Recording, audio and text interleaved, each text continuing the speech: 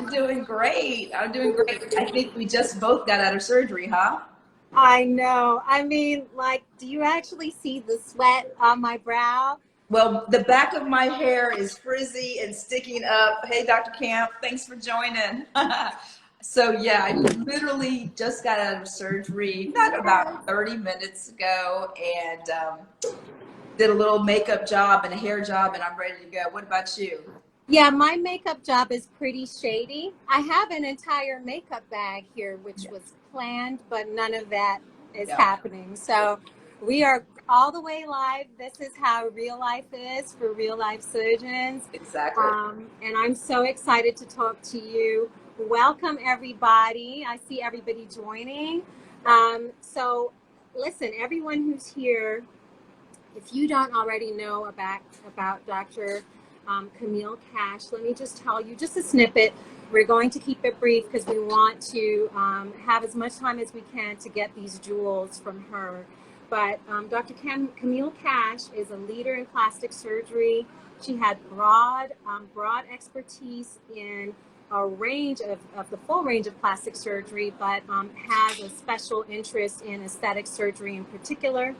She has owned her practice in Houston, Texas for nearly 20 years, and I'm hoping that she's going to be inviting me to the 2022 celebration post-COVID. Definitely, definitely planning it now. And amongst her many distinctions, and really we can't go through the full length of her distinctions, but I do think that it's very special that she is the first Black female plastic surgeon to practice in the entire state of Texas.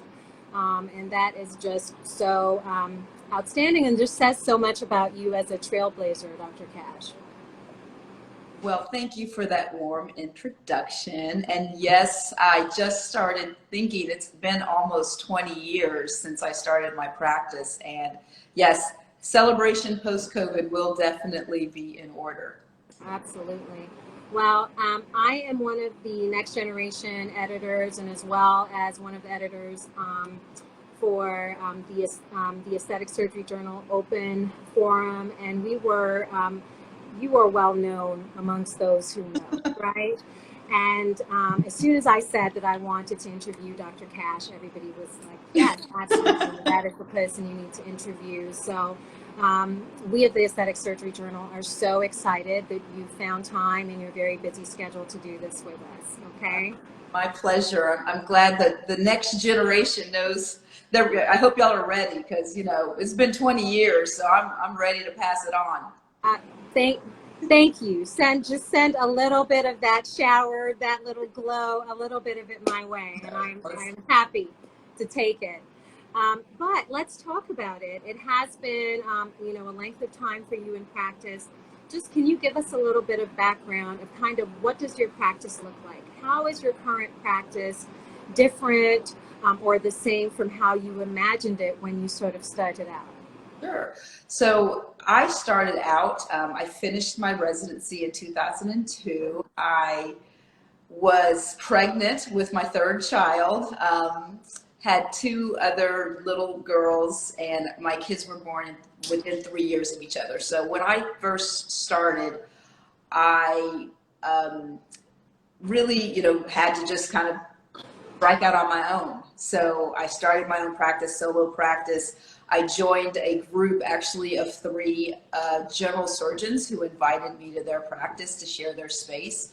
It was 2002. I will say at that time, female plastic surgeons weren't necessarily in vogue. There weren't a lot of us women with children in surgery. It was a little bit unreal or unprecedented. And there was probably some folks out there that weren't sure exactly how hard I was going to work or how successful I might be. So I didn't have the opportunity to join another practice, so I started my own from scratch. Good for you. And I think that takes bravery then. It takes bravery now, Yep. I mean, it's one of those things that all of us younger surgeons will sit there and talk about it and you're like, okay, am I ready? Like, do I want to do this? And so I just kudos to you and commending you just for being a a trailblazer and being so brave, all the way along. Thank you. Thank you. There's never, a great time to start, and I just jumped in because I didn't have a choice, and I just kind of forged my own path and started. I started off very conservatively, very slowly. Like I said, I joined 3 general surgeons, and I office shared with them. I started seeing patients a half a day a week, and I even did a little bit of moonlighting, doing some ER work as I was pregnant with my 3rd and my final child. So I started off very slowly and deliberately. It was before websites. It was before social media. So the way that you built your practice was word of mouth mostly, and there were some opportunities for marketing in terms of print journalism and print media, a little bit of TV, but it was a lot of word of mouth. And I deliberately started slow because I had young children at home, and I just spent 7 years of my life in a hospital working, and I needed to catch my breath a little bit, and I needed to get my board certification. So that's a 2-year process. So I started off very slow, very deliberate. I took some call at ERs. I did inpatient work, and I slowly built my cosmetic practice. That was always a part of what I wanted to develop. I started in 2002, so that was the same year that Botox was launched, that Botox was FDA approved. And I always incorporated injectables and skincare immediately in my practice. And that was, kind of helped to build the cosmetic side of my practice. Well, I love it. I mean, I think it's obvious that you've been successful and you've been thoughtful about it all the way in order for you to be sitting, where you are. And thank you for giving that feedback to me and everyone out here, that it's okay to be slow and deliberate, and that you're going to reach those reap those rewards in the end. Now, you've mentioned a few things about yourself already, just yourself as a mother, I've mentioned you as a trailblazer. It's very clear, reading about you, looking at your bio, knowing about you, that it's the full gamut, right? You're involved in community organizations, all of those things. So as surgeons, we bring all of ourselves to our profession. As Dr. Camille Cash, what are some unique experiences that you think you bring to caring for patients? So I think I bring the fact that, most of my patients, not all of them, maybe 90% of my patients are women. And so I'm a woman, and I can relate to, challenges that we go through and some of our concerns and some of our insecurities. I've had 3 children. I understand what, it does to your body, and how it impacts your life. And I've had plastic surgery, so I am, not, afraid to say that, and I'm not afraid to embrace it. Anything that I offer in my practice, most often, either I've used or somebody in my family or on my staff. So just that personal experience of understanding how our bodies change as we age, as we go through pregnancies, and just some of the insecurities that we have, and wanting to feel and look our best. And it's not necessarily about pleasing anybody else but yourself. Yes, that part is so key. And I think that it really comes in, as you're kind of counseling patients and all of that, making sure that they're really there for themselves and it's not some outside force that is bringing them there. It's obvious you're getting shout outs on here. Thank you so much for my amazing tummy tuck and my life-changing boost of confidence. So, I mean, the proof is in the pudding. You didn't pay her, right? I did not. This is real life, guys. This is the real deal. So I am curious about it. I read this quote that you wrote, and it said, "Plastic surgery to me embodies the perfect combination of artistry with medicine, fine details with the big picture, instant gratification with lasting change, new technologies, and tried and true standards." So given this framework, tell me about your approach to the mommy makeover, mommy refresh, mommy restore, all of that, and how do you guide a patient from sort of what their goals are and what you can do surgically and non-surgically to get them to meet what they're looking for? Sure. So for me, each patient, even though they may be having a mommy makeover, each patient is unique and each patient's story is different. I have some women that maybe aren't mothers and they want to have cosmetic surgery. Maybe I have mothers that have had two children naturally, or they've adopted children, or anything in between. So everybody's an individual. And for me, the joy that I have from plastic surgery is being a doctor, first and foremost, and enjoying the idea that I am helping people. The other thing that I love is I love being a surgeon. I love being in the operating room and working with my and watching a body shape come together, or a person breast being shaped or lifted.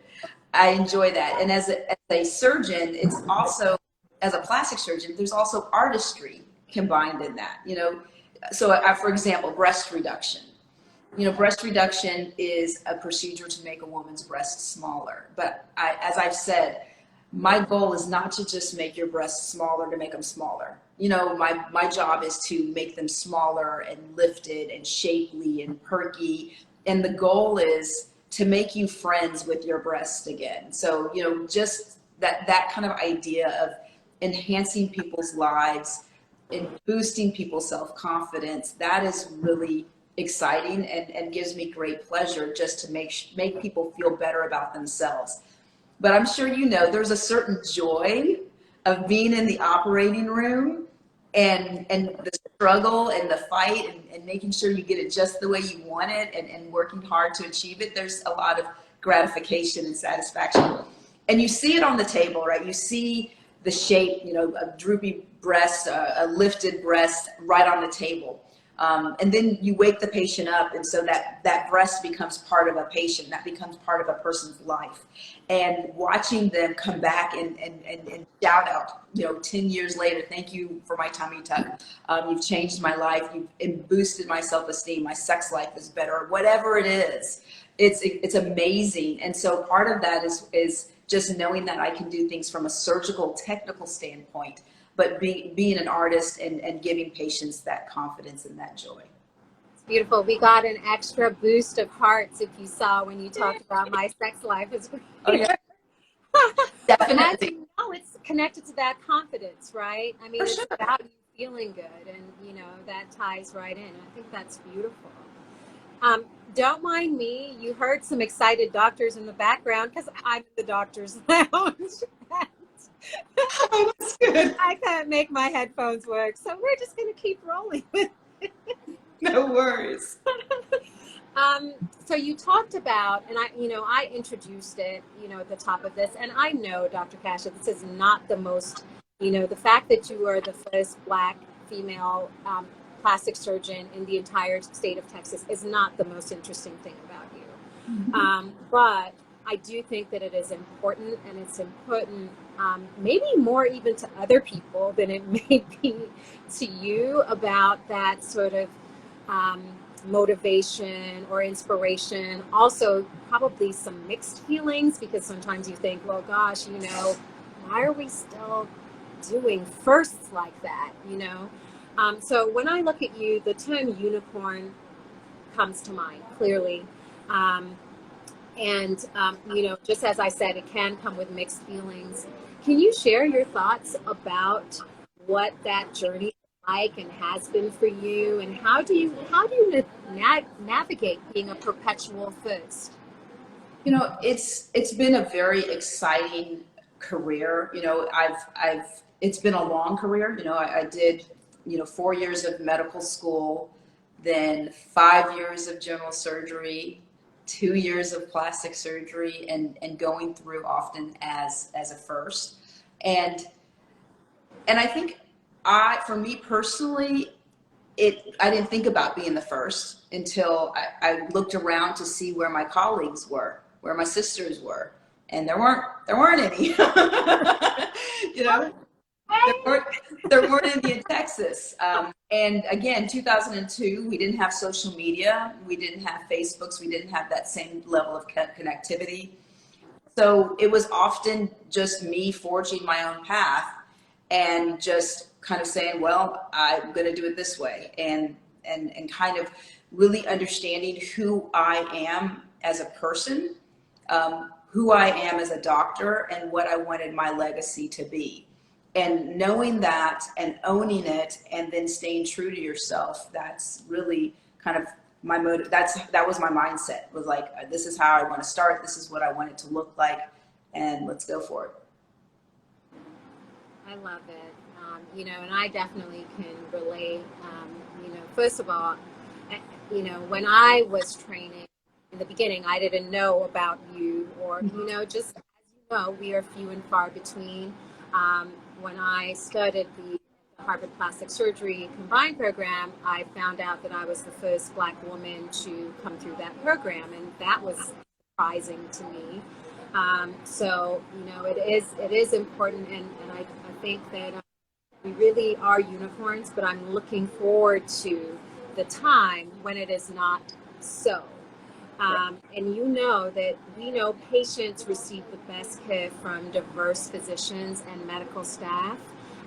So what do you think that we in the plastic surgery community can do to increase diversity, right? And make this not be the same conversation that we're going to have in another 10 years, another 20 years. Correct.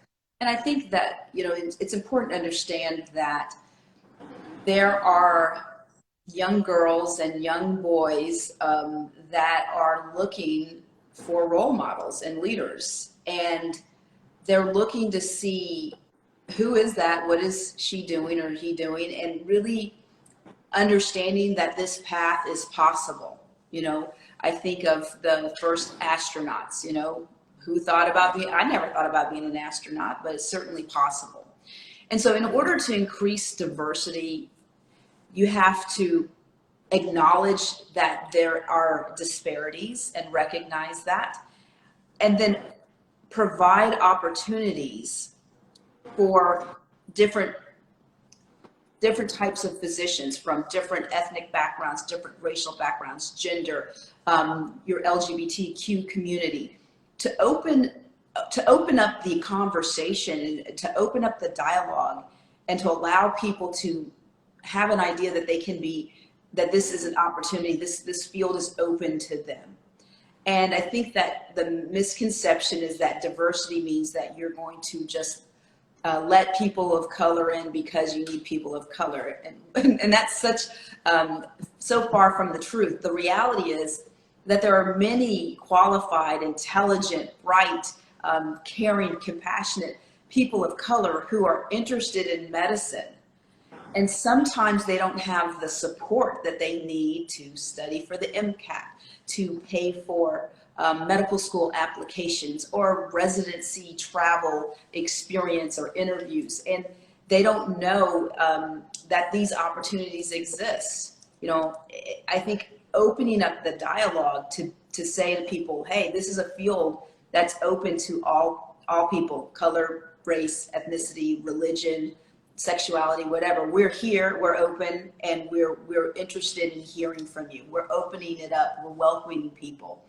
And I think that getting folks through medical school is the pipeline. Getting people into medical school, through medical school, and then into the surgical fields, to let them know that medicine has different facets that are available for all. And I think just dialoguing about it and giving people the opportunity to even, recognize that it exists is just like a very small piece of it. There's a lot more that needs to go into supporting students of color that don't typically maybe have all the access or resources to make it through. Yeah, I mean, the challenges are so many, but like you said, the challenge isn't the talent. It's not finding the talent. It behooves us and systems in general to, create that pipeline for all, and then create some support once those talented students get there. We want to start wrapping up because Dr. Cash has stuff to do, y'all. But we really want to take some questions from you all. So I would love to give you all a chance to start typing in some questions while I segue into one last question for me. So Dr. Cash, you mentioned sort of the pipeline, and then I saw somebody on here who said, HU, you know. You know. Did you mean Harvard University? No, we didn't. Okay. No, I'm so sorry. That is Howard University, as you know. So I know. Yes, you do. But tell me about, how do you think that your HBCU experience mattered or didn't matter in your pathway to this? No, you know what? I love Howard University. I love HBCUs. And how did that help me?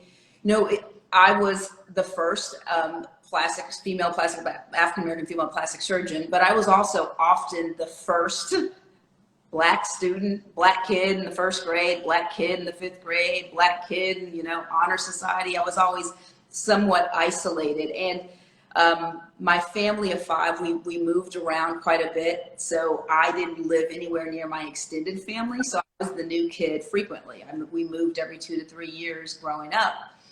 And so when you find the opportunity to go to a community of people that understand you, that support you, that empower you, that love you, that embrace you, that carry you through, not just for 4 years.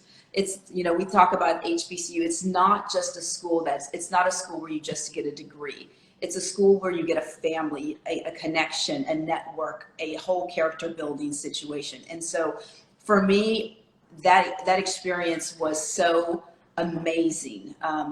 The love, the self-awareness that I learned of all of amazing other African Americans that have come before me to really empower me, so that when you find yourself being questioned by somebody about, you just got that because you're Black, or you just got that because, they needed the quota. You can really say, well, I can draw on all of my history, all of my ancestors, all of the power and all of the support that's behind me constantly to beat down some of that self-doubt or that criticism, and always have a warm family waiting for me constantly. So that HBCU experience, whether it's Howard University, Prairie View, Spelman, Meharry, Morehouse, Xavier, all of my FAMU, because I have a lot of close people from FAMU, and I'll get in trouble if FAMU. I have family that went to FAMU. I have family that went to Savannah State,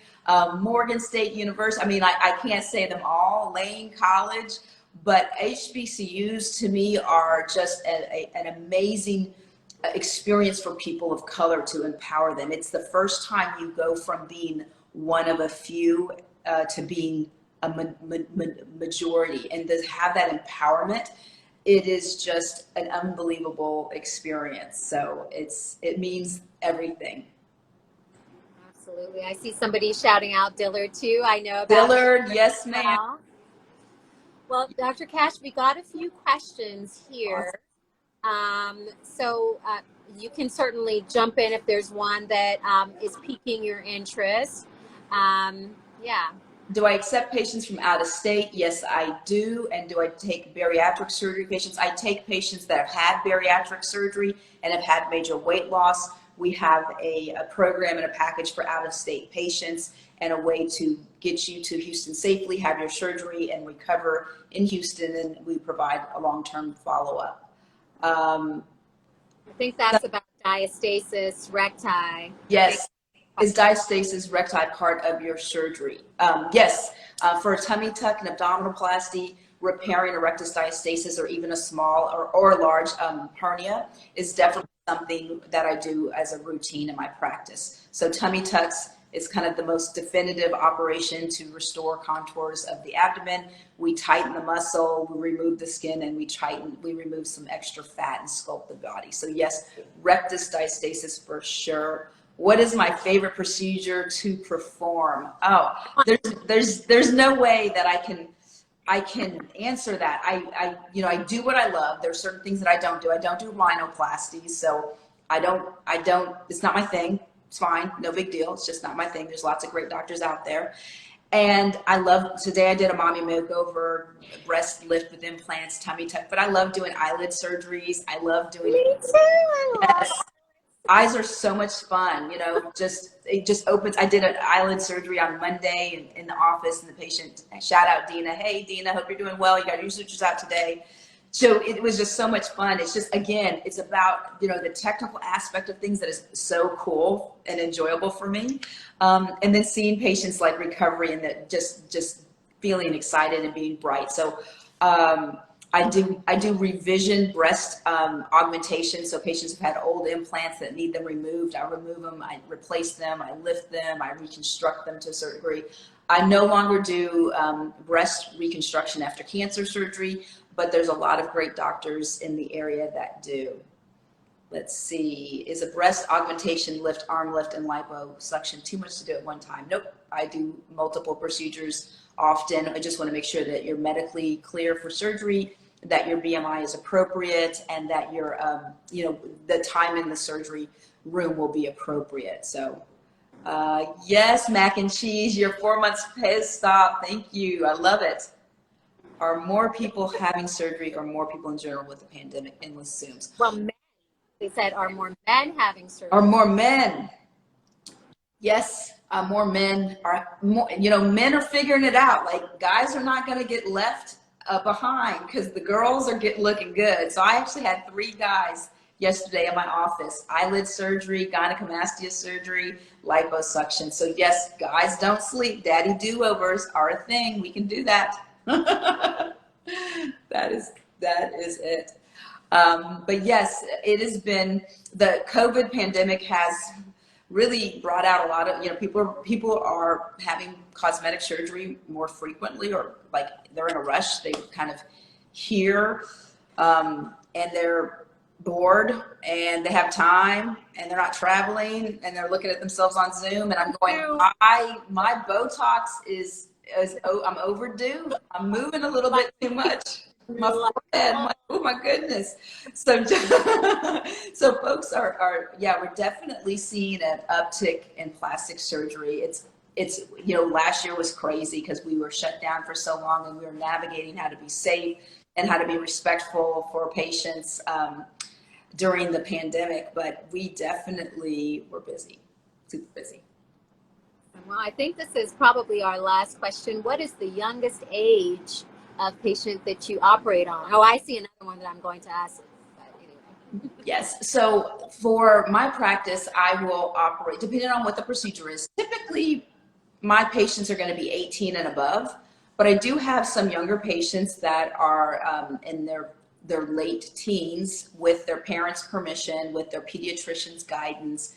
I will operate on some younger patients. Typically, I'm doing breast reduction surgery in that patient population, and I want to make sure that the patients understand the procedure, that they're both of their parents are supportive and their pediatrician are supportive, so that they, you know, that they're not looking for something. They don't realize the permanency of plastic surgery. Absolutely.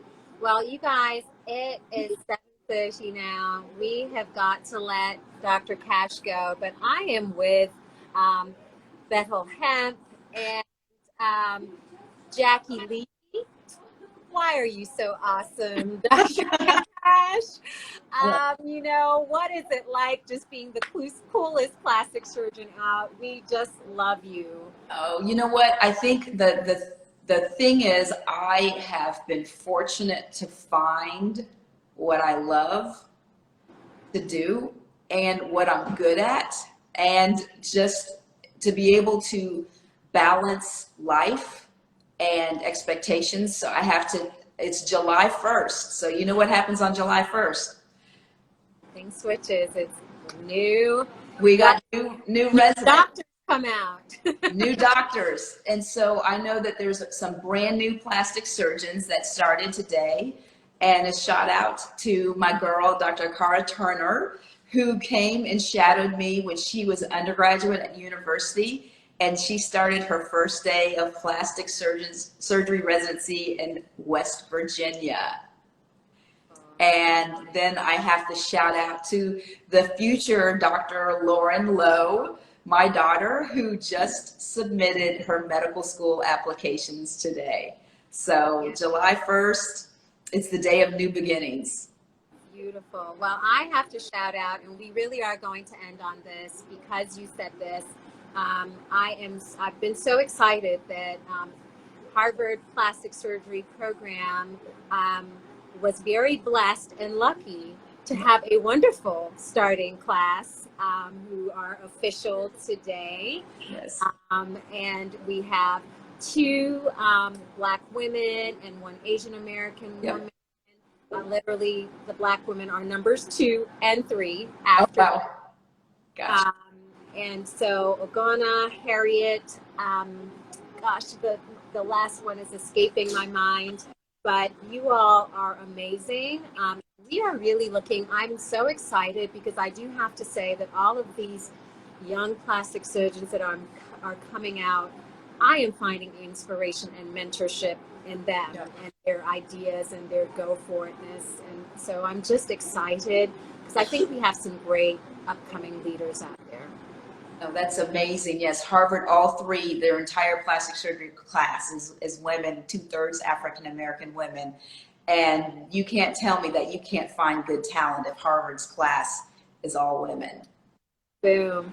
Well, on that note, thank you so much, Dr. Cash. Thank you for making time for us and just being honest and candid and just your wonderful, authentic self. My pleasure. All right. Thank you so much. A wonderful day, and I'm going to figure out how to turn this off. Okay, bye. Bye-bye. All right.